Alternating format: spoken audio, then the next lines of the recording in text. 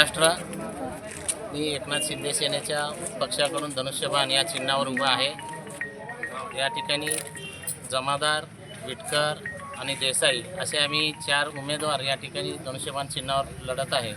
पण आम्हाला आकाशवाणी परिसरातून पवन देसाईंच्या माध्यमातून त्या ठिकाणी मोठ्या प्रमाणात प्रतिसाद धनुष्यबाणाला मिळत आहे। आणि अनिल मालक जमादार वस्ती म्हणून ते मालक आहेत, त्या मालकांच्या आशीर्वादाने त्या ठिकाणी मोठी वसाहत वसलेली आहे। त्या मालकांना ज्यावेळेस प्रतिसाद दिला त्यावेळेस आम्हाला असं जाणवलं की या ठिकाणी आता येणाऱ्या काळात जे उद्या आता अजून 1 तासभर राहिलेले आहे, एका तासाभरात तो 55 ते 60% या ठिकाणी वोटिंग होईल। आणि त्या 55-60% जवळपास आम्ही 70% वोटिंग ज्यावेळेस नागरिकांचे मतं टाकून जात होते त्यांच्या चेहऱ्यावरचा आम्हाला येणारा फेस रिडेशन जे म्हणतो आपण ते पाहिलं असता आम्हाला हसमुखने आपल्याला मतं टाकलो या पद्धतीनं नागरिक ज्यावेळेस सांगून जात आहेत।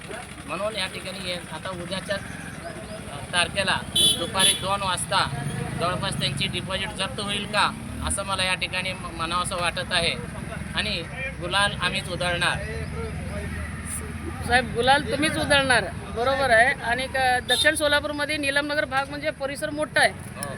बीजेपीचा बाल किल्ला म्हणते, ह्यावेळी बाणवालांनी बाल किल्ला तोडणार म्हणजे लाडकी बहिणीचं त्यांचं भावाला हे मान दिले असं समजणार।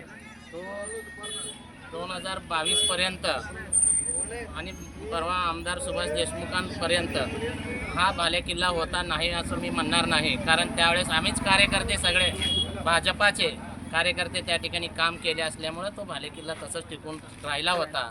पण ह्या ठिकाणी सगळे कार्यकर्ते ज्यावेळेस आमची उमेदवारी कापली गेली ज्यावेळेस रामाचा धनुष्यबाण उचलून शिंदे सेनेत प्रवेश केला, सगळे या परिसरातील कार्यकर्ते आमच्या पाठीशी उभे राहिले। तेच कार्यकर्ते आता बाणाचा प्रचार करून या ठिकाणी निवडून आणण्यासाठी दिवस रात्र एक करत आहेत। धन्यवाद।